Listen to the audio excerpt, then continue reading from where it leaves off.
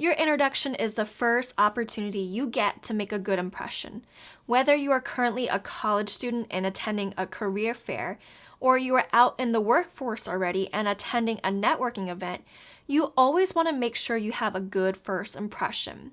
But sometimes we get nervous and forget what we should say.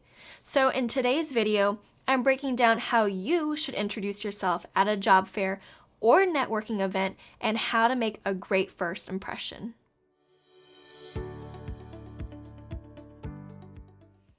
Hi guys, welcome back to my channel. I'm Carla, and let's face it, we've all had this perfect elevator pitch on how we should introduce ourselves at a networking event, but sometimes it doesn't always go as planned. When you go to these events with a lot of people, it can be overwhelming and even nerve-wracking, especially if you are not the most outgoing person. But in order to get ahead and move forward in your career, it's essential that you get out of your comfort zone and commingle and introduce yourself to as many people as possible. So this video is made to help ease the process with a little preparation and practice. And don't forget, the people you are introducing yourself to are interested in recruiting. They are looking for their next employee. And essentially, you are also looking to see if you would like to work with them. So the first thing you want to do before attending a networking event, in this case a job fair, is you want to research the companies that will be attending the job fair. You don't want to go in and wing it and not familiarize yourself with the type of companies and also positions that will be there and for hire. Majority of the time, the Career Center or whoever is hosting the career fair will have all the companies and their information listed on their website. So spend a good amount of time researching and then also make a list of what companies you want to visit and really try to impress, because let's face it, you are more likely to put more effort into a company that you are really interested in versus a company that you are somewhat interested in. So make a list of about 10 companies you want to talk to and talk with and would be interested in potentially working for. Then you'll want to update your resume to reflect what each of those companies are looking for. Tailor your experiences to meet their criteria.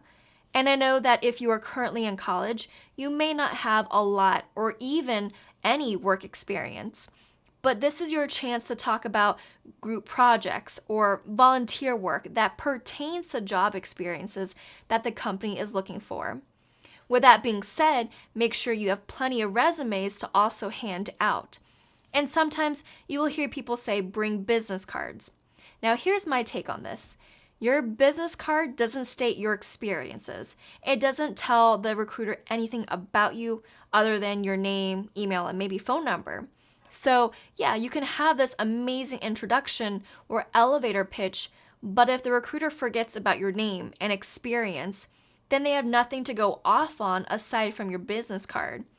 Because let's face it, the recruiters are going to be bombarded with hundreds, if not thousands of students coming up to them and trying to pitch their version of why they should hire them. So in my opinion, it's better and more effective to hand them a resume than a business card. And not to mention, business cards easily get lost because they are so small. Now, when it comes time to actually introducing yourself to the recruiter, always do so by greeting them as Mr. or Mrs. Most of the time, they should be wearing a name tag so you can easily address their proper name. This just shows that you are polite and pay attention to details such as their name tags. The little details make the biggest difference, especially at such large events like job fairs. You'll then want to state your name and make sure you do so slowly and really enunciate.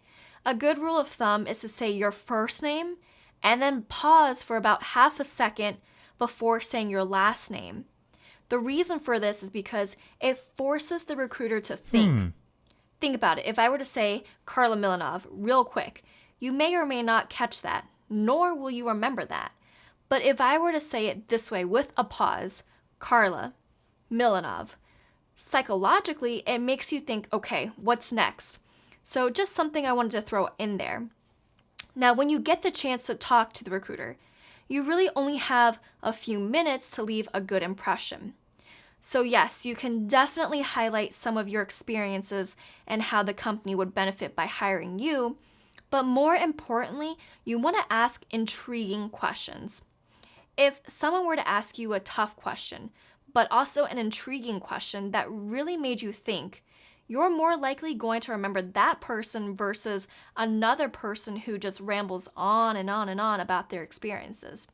Again, you are competing with hundreds, if not thousands, of other students trying to make a good impression. So, for example, you want to ask something personal that the recruiter can answer.